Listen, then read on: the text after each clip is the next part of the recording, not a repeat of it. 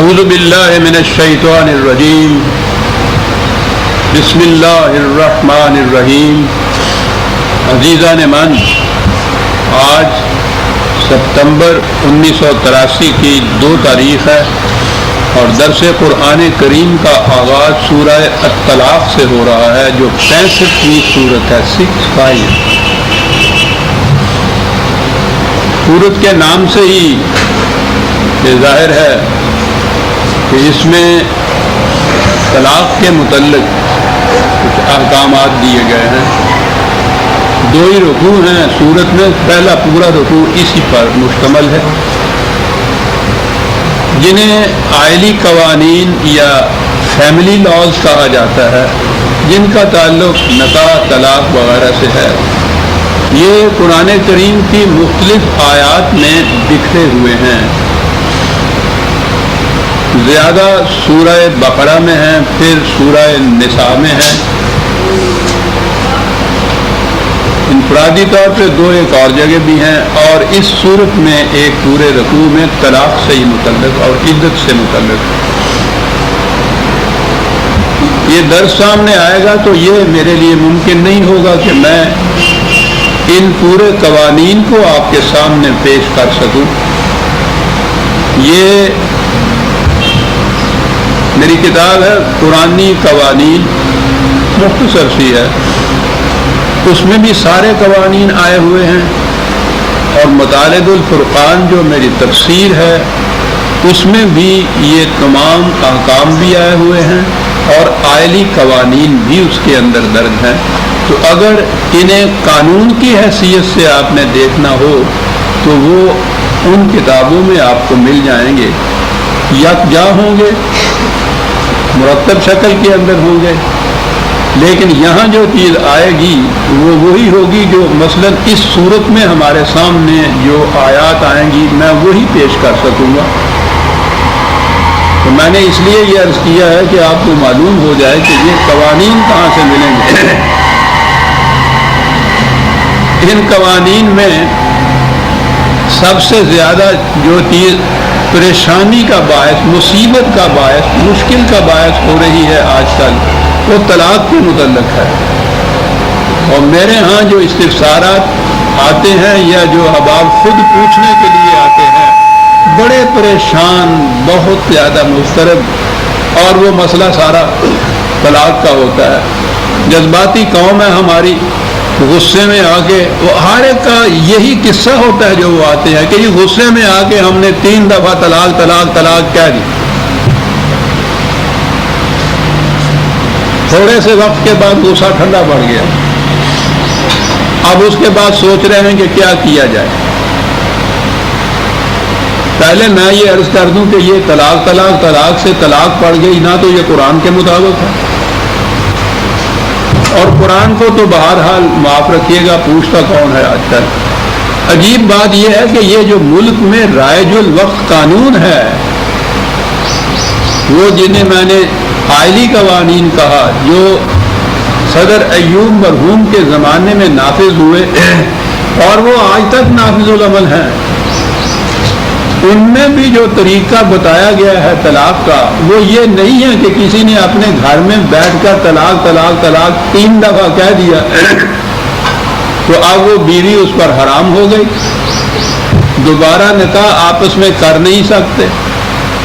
اس کے لیے صورت ایک ہی ہے جو بتائی جاتی ہے کہ وہ عورت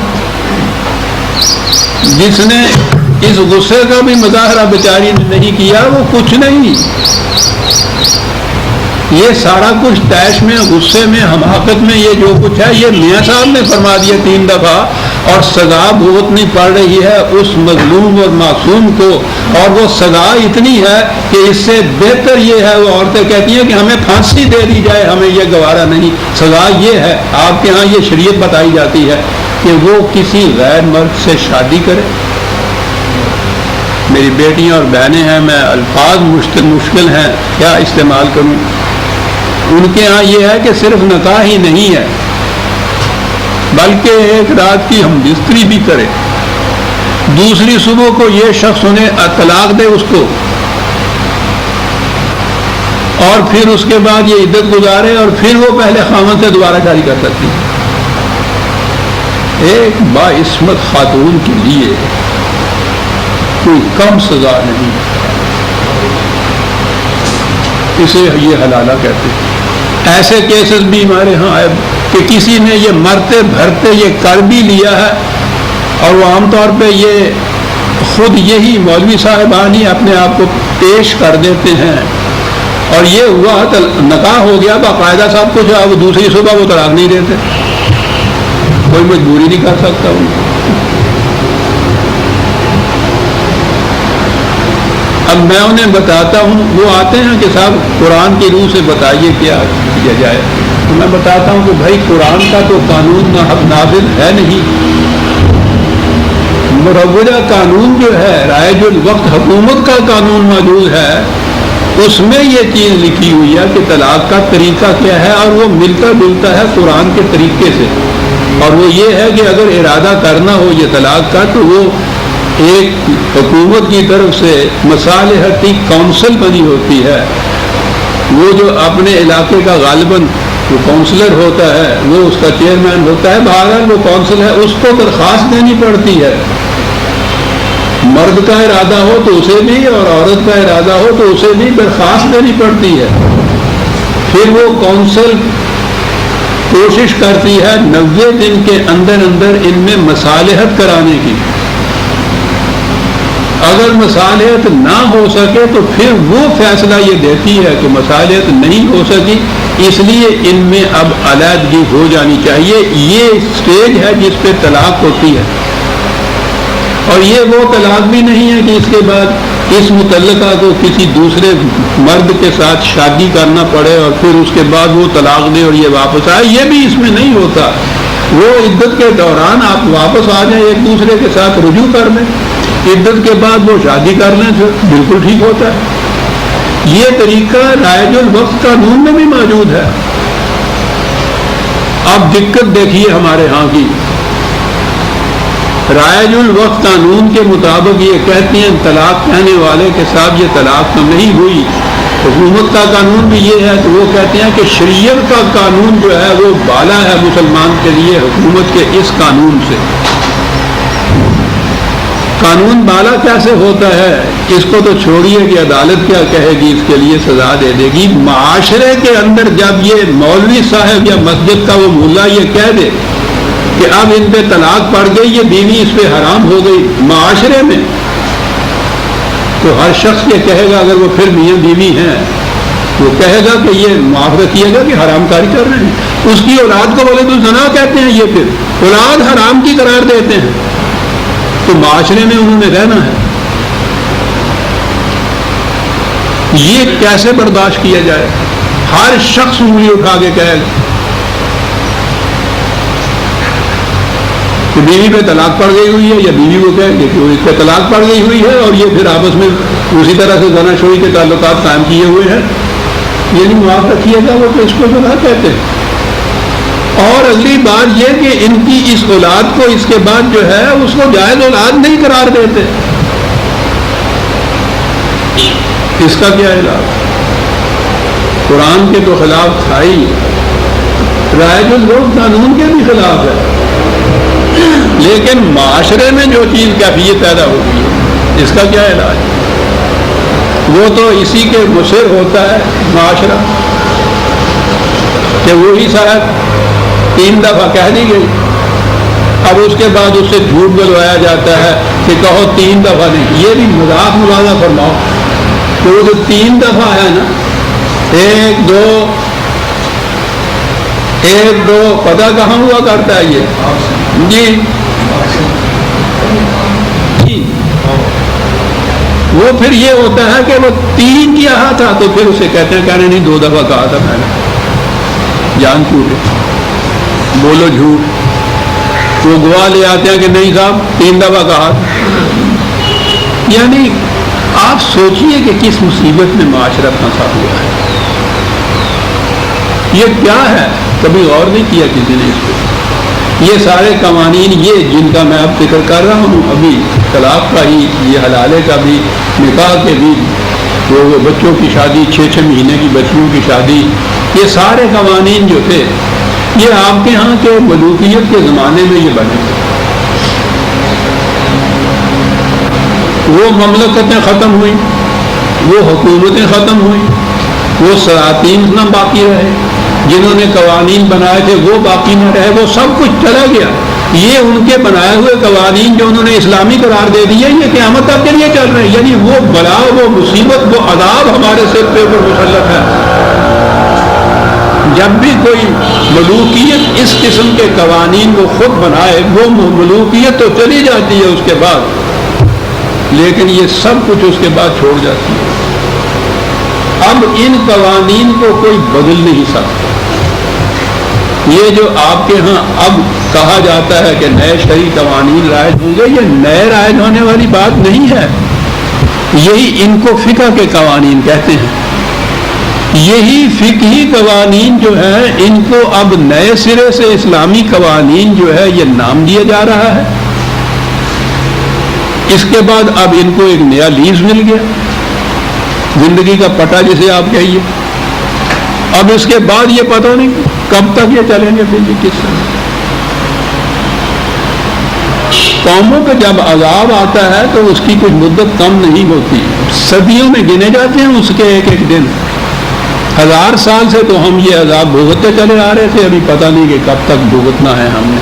آپ نے غور فرمایا کہ وہ قرآن کی بات جو ہے وہ تو یہ ہے ہی نہیں کہ 3 دفعہ کہو یہ ہوا، رائج الوقت قانون یہ کہہ رہا ہے کہ نہیں ہوا، لیکن اس کے بعد وہ رہا ہے جو 1000 برس پہلے کی ملوکیت نے طے کیا تھا۔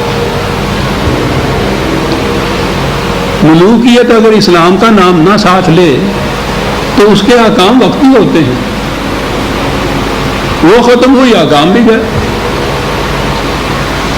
لیکن جب وہ اپنے کسی فیصلے کو اسلام کہہ کے نافذ کر دے تو اس کا نتیجہ یہ ہوتا ہے،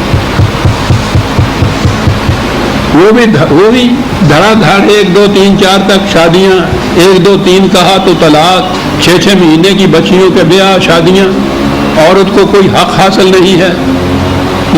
یعنی یہ سارے قوانین اس دور کے جو رائج شدہ ہیں، ہر قانون نظر آتا ہے کہ ڈکٹیٹرشپ ہے اس کے اندر۔ پہلی ڈکٹیٹرشپ تو گھر میں عورت کے خلاف ہوتی ہے۔ یہ ان قوانین کا اثر ہے جن کو شرعی کہا جاتا ہے کہ آج بھی گھروں کے اندر خاوند کی حیثیت بیوی اور بچوں کے مقابلے میں ڈکٹیٹر کی ہوتی، یعنی اس کے لیے مالک کا لفظ ہے ہمارے ہاں، معلوم نہیں کہ یہ یو پی میں اردو والوں کے ہاں یہ ہے یا نہیں، ہمارے ہاں تو مالک کہا جاتا ہے خاوند کو۔ اور جیسا میں نے کئی دفعہ کہا، میاں یا اللہ میاں ہوتا ہے یا نیچے خاوند میاں ہوتا ہے، اور اسے مجازی خدا کہا جاتا ہے۔ لائی جاتی ہیں پھر یہ ہدائی حدیث ہے کہ حضور نے فرمایا کہ خدا کے سوا کسی کو سجدے کی اجازت ہوتی تو میں حکم دیتا عورتوں کو کہ اپنے خاوندوں کو سجدہ کیا کریں۔ یہ ہے نا ملوکیت۔ خدا کو تو ان سجدوں میں معاذ اللہ ٹرخائی دیتے تھے، یا سجدہ حاکم وقت کو وہاں سلاطین کو کیا جاتا تھا، یا گھر میں یہ جو عورت ہے وہ خاوند کو کر دی۔ دیکھا ہر حکم میں ایک ڈکٹیٹرشپ پائی جاتی، ملوکیت جھلک رہی ہے، تو ملوکیت چلی گئی، لیکن اس کے بعد یہ اس کی پرچھائیاں جو ہیں، سائے جو ہیں وہ اتنے لمبے ہیں کہ وہ قیامت تک امت کے اوپر مسلط رہیں گے۔ اور اس کا ہمارے ذہن میں تو یہ ہے نا، ہم ان کو دوش دے رہے ہیں، یہ امت کا ہمارا یہ جرم ہے جس کی وجہ سے ہم یہ سزا بھگت رہے ہیں۔ یہ جرت نہیں پیدا ہوئی 1000 برس میں یہ کہا جائے کہ یہ اسلام نہیں ہے، مانتی چلی آ رہی، تو جب مانتی چلی آ رہی ہے تو مار کھاتی چلی جاتی ہے، سیدھی بات ہے۔ اور یہ کسی فرد کی بات نہیں، فرد تو بیچارہ پس جاتا ہے معاشرے کے اندر۔ معاشرے میں جب یہ عام ہو جائے کہ یہ میاں بیوی اب حرام کاری کرتے ہیں، ان کے بچے بھی حرام کے ہیں، وہ کیسے جی سکتا ہے اس معاشرے کے اندر فرد؟ یہ ہے ان احکام کی کیفیت جو شریعت کے یا شرعی احکام اسلامی احکام آئلی قوانین کے بتائے جا رہے ہیں۔ میں نے عرض کیا ہے کہ وہ قانون موجود ہے طلاق ہی کے متعلق جو کہا جائے گا وہ نافذ العمل ہے کاغذ کے اندر، معاشرے کے اندر نافذ العمل نہیں ہے۔ وہ کہیں کوئی ایسا ہے جرت کر کے جو کونسل کی طرف چلا جائے، ورنہ جو ہی 3 دفعہ آپ نے کہا معاشرے کے اندر وہ طلاق بڑھ گئی، اس کی اپیل نہیں، وکیل نہیں، کچھ نہیں۔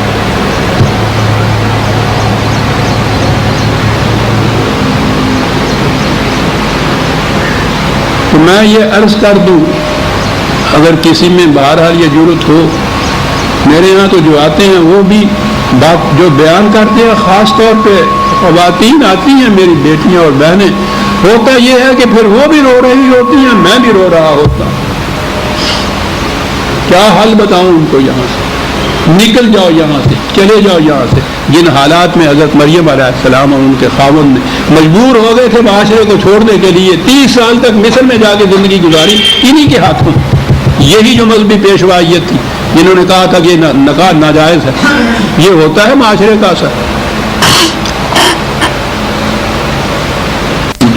ایران ایمان یہ تھا، کچھ امید تھی، یہ جو اقبال نے تصور دیا تھا پاکستان کا، کہا یہ تھا کہ یہ خطہ زمین اس لیے ہم مانگ رہے ہیں کہ کوئی ایسی حکومت قائم کریں جس میں ہمارے ملوکیت کے زمانے کا جو خول چڑھا ہوا ہے اسلام کے اوپر، اس کو ہم اتار کے صحیح اسلام کو نافذ کر سکیں۔ یہ مقصد تھا، یہی ہے وہ خول جو چڑھا ہوا ہے۔ یہ ملوکیت کے زمانے کے جتنے قوانین ہیں، وہ پبلک لاز ہوں یا وہ آپ کے یہاں پرسنل لاز ہوں، پبلک تو بہرحال حکومت آگے مٹا دیتی ہے، کیونکہ وہ ریکگنائز نہیں کرتی اس کے سوا کسی اور چیز کو۔ یہ جو معاشری قوانین ہوتے ہیں، یہ بڑی ان کی جڑیں بڑی گہری ہوتی ہیں، معاشرے کے اندر ہوتی ہیں۔ کسی سے یہ کہا جائے کہ یہ ہم میاں بیوی نہیں رہے ہوئے ہیں تو 1000 قرآن کہتا رہے، لاکھ رائج الوقت قانون کہتا رہے، معاشرہ جو ہے وہ ان کو اس نظر سے دیکھتا ہے کہ وہ جی نہیں سکتے بیچارے۔ تو صورت یہ ہے، اگر کسی نے کسی سے کچھ بتانا بھی ہو کہ آپ یہ چھوڑیے کہ قرآن کا قانون تو نافذ العمل ہی نہیں ہے نا، یہاں جو مروجہ آئلی قوانین کی روح سے حکومت کا قانون بھی جو رائج ہے، یہ بات انہیں بتایا کیجئے کہ اس کی روح سے یہ 3 دفعہ اس طرح طلاق کہنے سے کوئی طلاق نہیں پڑتی۔ اس کا ایک طریقہ ہے، حکومت نے مقرر کیا ہوا۔ اگر واقعی بل ارادہ سچ مچ طلاق تم لوگوں نے دینی ہے تو اس طریقے کو اختیار کرو، اور اگر یوں ہی غصے سے ایسا نکل گیا ہے تو یہ تو پھر وہ غصے کو تھو کر دیجئے، معاملہ ختم ہوتا ہے۔ یہ کوئی بات ہی نہیں۔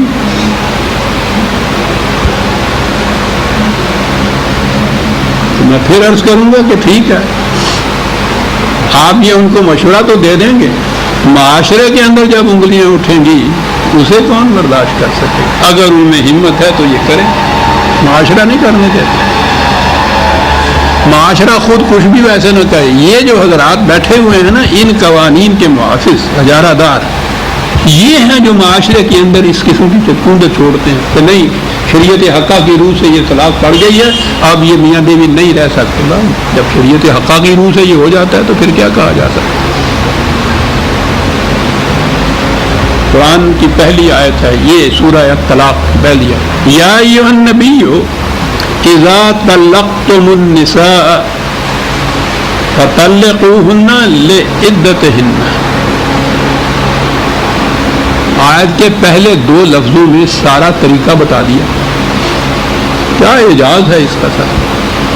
ایڈریس خطاب کیا جاتا ہے یا ایھا النبیوں کو، اے نبی،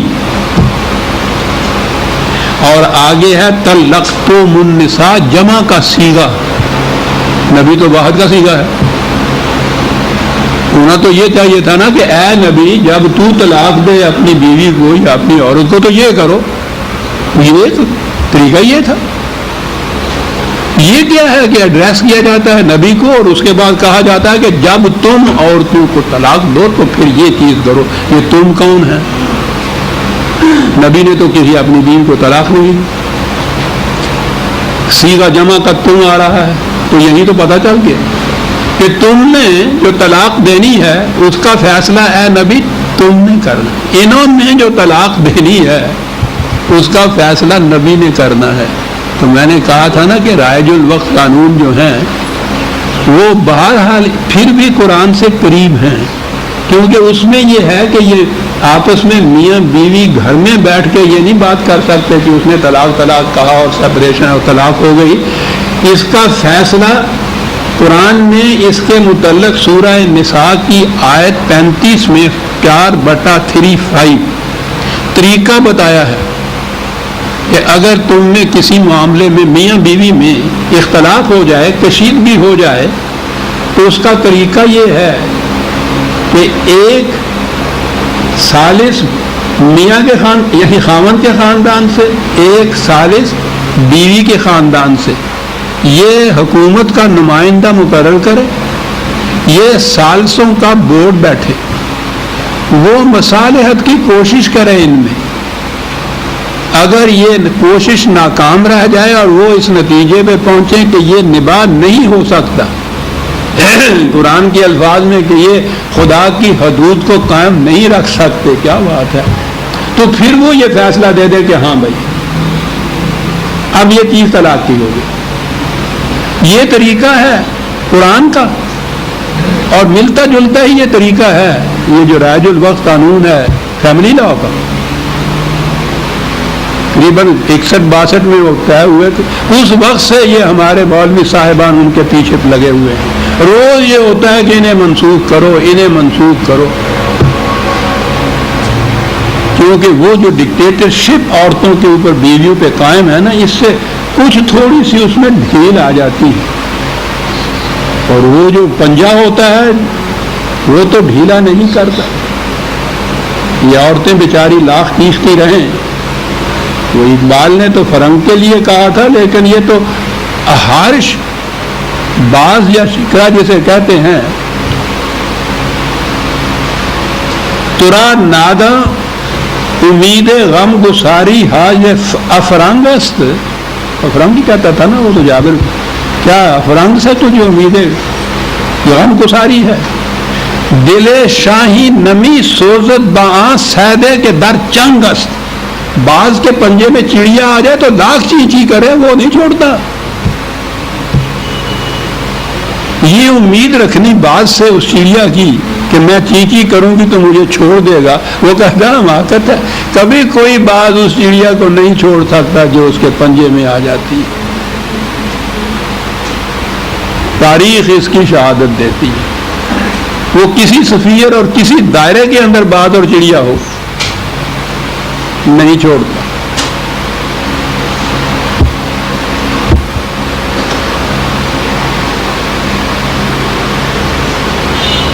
تو قرآن نے یہ طریق بتایا، رائج الوقت قانون یہ ہے، لیکن باز کا پنجہ ہے کہ وہ چڑیا کو نہیں چھوڑتا.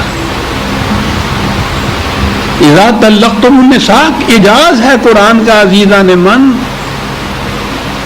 وہ اسی لیے کہتا ہے ایک ایک آیت کے بعد کہ تدبر کرو، غور کرو، فکر کرو میں نے کیا کہا ہے.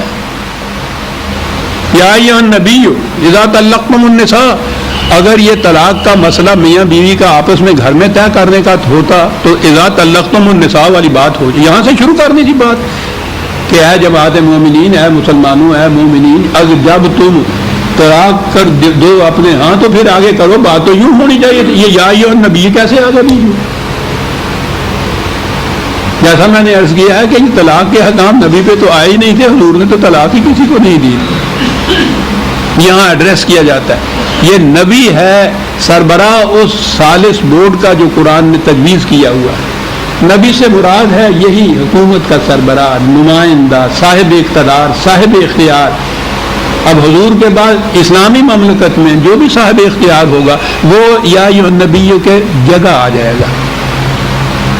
کہ جب یہ معاشرے میں طلاق کا مسئلہ ہو اور وہ طلاق والی بات کچھ طرح طے ہو جائے جیسی کہ ہم نے سورہ نساء کی آیت 35 میں بتائی ہے، یوں ہو جائے گی اس کی تفسیر ان دو لفظوں کی کہ نبی واحد کہہ کے طلقتم النساء کیوں کہا گیا، تو تفسیر یوں بیان کی جائے گی کہ اے سربراہ مملکت، اے صاحب اقتدار، اے اولو الامر، طلاق کا معاملہ جب ہو تو اس کو اس طریقے سے طے کرو جو ہم نے سورہ نساء میں بیان کر دیا ہے. جب یہ طے پا جائے کہ یہ اس میں بعد نہیں ہو سکتا اور ان کو الگ کرنا ہے مخصوص، تو اس وقت پھر وہ اسے کہیں گے. طلاق کے معنی یہ نہیں ہوتے ہیں کہ طلاق کہہ دیا، وہ کہتے ہیں ایک دفعہ کہہ دیا نہیں کوئی بات نہیں 3 دفعہ. طلاق طلاقہ کے معنی ہے عقد نکاح سے آزاد ہو جانا، اس لفظ کے معنی آزاد ہو جانا ہے. وہ طلاق کا لفظ اس وقت بولا جائے گا جب یہ نکاح سے آزاد ہو جائیں گے، باقی نہیں رہے گی. جب یہ صورت ہو جائے، یہ نہیں کہ جب تم گھر میں طلاق طلاق طلاق کہہ دو 2 دفعہ کہہ دو تو اور بات، 3 دفعہ کہو تو اور بات، سوال ہی نہیں. طلاقہ کا جہاں لفظ آ جائے گا طلاق کا، اس کے معنی ہوں گے کہ جب وہ ٹوٹ گیا نکاح، ختم ہو گیا سلسلہ. جب یہ ہو جائے تو کیا کرو؟ فَطَلِّقُوهُنَّ لِعِدَّتِهِنَّ وَأَحْصُوا الْعِدَّةَ. تو پھر عدت کے لیے عدت بڑی ضروری قرار دی ہے قرآن نے. عجیب احکام ہے عزیزان من، یعنی معاف رکھیے، یعنی اتنا بڑا پروسیجر جو بتایا گیا ہے وہ ثالثی بورڈ یا ریکنسیلیشن کی کم. اس کے بعد بھی جب یہ ہو جائے تو یہ کہا یہ کہ بھئی پھر بھی انتظار کر لو تھوڑا بہت. ہو سکتا ہے کہ اس سیپریشن سے، اس علیحدگی سے جو یوں واقع ابھی ہوئی ہے، تمہارے فیصلے میں کچھ فرق پڑ جائے، تمہارے جذبات اور احساسات میں کوئی تبدیلی آ جائے. یعنی ایک ویٹنگ پیریڈ رکھ دیا کہ اس میں شاید یہ چیز جو ہے کچھ اور حالات ہو جائے یا تم ہی اپنے فیصلے بدلو. تو گنجائش رکھ دی قانون نے، کتنی بڑی چیز. طلاق طلاق طلاق کہنے سے کچھ نہیں ہو رہا، وہ طریق وہ ہے اتنا لمبا چوڑا. اس کے باوجود جب وہ فیصلہ کرنے کے کہ علیحدگی کی بات ہی ہے تو اس پہ بھی کہا کہ ذرا انتظار کر لو. اسے کہتے ہیں عدت. جس دوران میں وہ عورت کسی اور جگہ شادی نہیں کر سکتی، یہ جو میاں بیوی تھے ان کے لیے گنجائش باقی رہتی ہے کہ اگر اپنے فیصلے سے رجوع کرنا چاہے، باہمی مرضی سے بہرحال ہوتا ہے. یاد رکھیے نکاح بھی عورت کی مرضی سے ہوتا ہے، یہ طلاق کا معاملہ بھی اس کے ساتھ ہوتا ہے. یہ ون وے ٹریفک نہیں ہے اس میں کہ نکاح تو اس کی مرضی سے ہو اور چھٹکارا طلاق جو ہے یہ اسے پوچھے بغیر جو جی میں آئے کر دو. تو ویٹنگ پیریڈ رکھ دیا کہ ممکن ہے اس دوران میں جذبات کچھ اور ٹھنڈے پڑ جائیں، تم خالی ذہن ہو کر جذبات سے بلند ہو کے پھر سوچ لو سمجھ لو تو پھر تم یہ واپس آ سکتے، کوئی حرج نہیں. عدت کے دوران یہ پہلی جو عدت بتائی گئی ہے، اس کے بعد بھی اگر آنا ہو تو پھر نکاح کر سکتے ہیں، لیکن اس کے بعد نکاح کرنا ہوگا. لیکن عدت کے دوران ویسے ہی رجوع کر سکتے ہو تم اگر دونوں میاں بیوی راضی ہو، متفق ہو اس پہ. یہ ہے عدت. واتقوا اللہ ربکم، خدا کے قوانین کی نگہداشت کرو، وہی ہے تمہارا نشو و نما دینا. لا تخرجوہن من بیوتہن ولا یخرجن الا ان یاتین بفاحشۃ مبینۃ. اسے اسی گھر میں رہنے دو، زبردستی نکالو نہیں وہاں سے. بجوز اس کے کہ کوئی کھلی ہوئی بے حیائی کی بات ہو جائے وہ اور بات ہے، وہ تو ایک جرم ہی اور ہو گیا نا. ورنہ محض اس کے متعلقہ ہونے کی جہت سے اس کو گھر سے نہ نکال دو. آگے ہے کہ وہ بھی نہ گھر سے نکلیں. وَتِلْكَ حدود اللہ ہے، یہ اللہ کی باندھی ہوئی حدیں ہیں. یاد رکھیے قرآن نے چند ہی قانون ہیں جن کی متعین جزیات بھی خود مقرر کی ہیں، ورنہ اس نے یہ حدیں ہی مقرر کی ہیں. یہ لمیٹیشن بھی ہیں جو پرسکرائب کیے ہیں. وہ کہتا یہ ہے کہ ان کو تو نہیں توڑ سکتے، ان کے اندر رہتے ہوئے تم اپنے اپنے حالات کے مطابق جزئی بائلاز جزئی قوانین خود مرتب کر سکتے ہو امت باہمی مشورے سے. اسی لیے حدود اللہ کہا کہتا ہے وہ ان چیزوں. وَمَن يَتَعَدَّ حُدُودَ اللَّهِ فَقَدْ ظَلَمَ نَفْسَهُ، یہ ان حدود سے جو سرکشی برتتا ہے، تجاوز کرتا ہے، وہ ظلم کرتا ہے. کس پہ کرتا ہے ظلم؟ اپنے آپ پر ظلم کرتا ہے. کیا بات ہے سر، یہ تجاوز، یہ خلاف ورزیاں جو ہیں حدود اللہ کی، یہ کئی دفعہ ہے کہ خدا کا تو اس سے کچھ نہیں بگڑتا. وہ نکاح ہی نہیں کہتے ہوں ٹوٹنا کی ہے. اپنے آپ پہ ظلم کرتے ہو. کیا انداز قرآن کے بتانے کا سر. یہ عدت جو تھی اس کی مصلحت ہے آگی. لا تدری لعل اللہ یحدث بعد ذلک امرا، تمہیں کیا معلوم ہے کہ اس کے بعد یہ قانوناً ٹھیک ہے، فیصلہ ہو گیا کہ نہیں نبھ سکتا، ہو سکے کہ طلاق.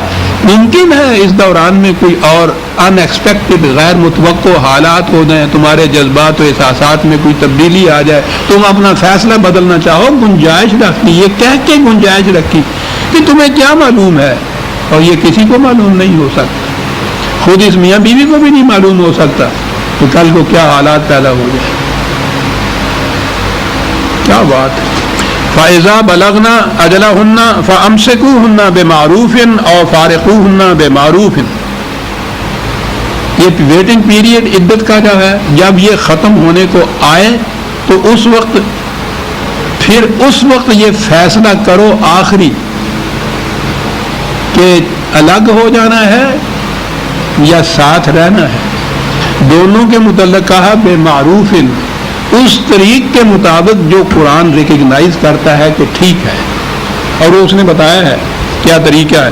طریقہ یہ ہے وَأَشْهِدُوا ذَوَا عَدْلٍ مِّنْكُمْ، ایسے میں دو گواہ رکھ لیا کرو جن کے سامنے یہ بات کرو. یہ چپکے سے کرنے کی بات نہیں ہے. معاشرے میں یہ بات مشہور ہونی چاہیے کہ تم نے باہمی فیصلہ کیا ہے ساتھ رہنے کا یا الگ ہونے کا. شہادت کی ضرورت ہے. دیکھیے یہ وہ دو افراد کا، میاں بیوی کا نجی معاملہ نہیں قرار دے رہا، اس کا اثر معاشرے پہ بہت بڑا پڑتا ہے. ظلم کی حد سے ایک عورت کو طلاق ملی ہوئی، اس پہ اور اس کے بچوں کے اوپر جو بیتتی ہے، اس کے خاندان پہ جو بیتتی ہے، دونوں خاندانوں میں جس قدر انشقاق اور مخالفت واقع ہوتی ہے، معاشرے میں جس قدر پھر اختلافات پیدا ہوتے ہیں، یہ ایک فیصلہ نجی نہیں ہے. وہ اسی لیے قرآن نے کہا ہے کہ یہ بات نہیں ہے کہ تم دونوں کا آپس کا فیصلہ کر لیا، معاملہ ختم ہو گیا. شہادت بام پر معاشرے میں یہ مشہور کرے یہ گواہ کہ ہمارے سامنے انہوں نے پھر فیصلہ کیا تھا الگ ہونے کا یا ساتھ رہنے کا. ذالکم یوعظ بہ من کان یؤمن باللہ والیوم الآخر. یہ اتنا اہم ہے کہا کہ اس سے اس بات کا ٹیسٹ ہوگا کہ تم خدا اور آخرت پہ ایمان رکھتے ہو یا نہیں. دیکھا کتنی اہمیت دے رہا ہے وہ آئلی قوانین. گھر کا پرسکون ہونا، معاشرے کے پرسکون ہونے کا اولی منزل تو یہ ہے کہ گھروں میں مودت اور سکونت ہو، اطمینان ہو. میاں بیوی کی زندگی قرآن کہتا ہے کہ جنت کی ہو. ایک ایک گھر کی ہوگی تو معاشرے کی خود ہی جنت کی ہوگی. معاشرہ اور ہوتا کیا ہے؟ معاشرہ تو عشرہ ہے نا. 10 گھر اکٹھے ہوں معاشرہ بن جاتا ہے. جس قسم کے وہ 10 گھر ہوں گے اسی قسم کا معاشرہ ہوگا. یہ جو ہمارے ہاں باہر نکل کے بھی یہ 10 گھر والے جو ہیں جہنم میں رہتے ہیں، اس لیے کہ اندر آتے ہیں تو یہ بھی جہنم ہوتا ہے. وَمَا هُمْ بِخَالِدِينَ مِنَ النَّارِ، اس جہنم سے یہ نکل ہی نہیں سکتے، خواہ گھر سے باہر چلے جائے، گھر کے اندر آ جائے. قرآن نے خود اس کو جہنم کہا. باہر وَمَن يَتَّقِ اللَّهَ يَجْعَل لَّهُ مَخْرَجًا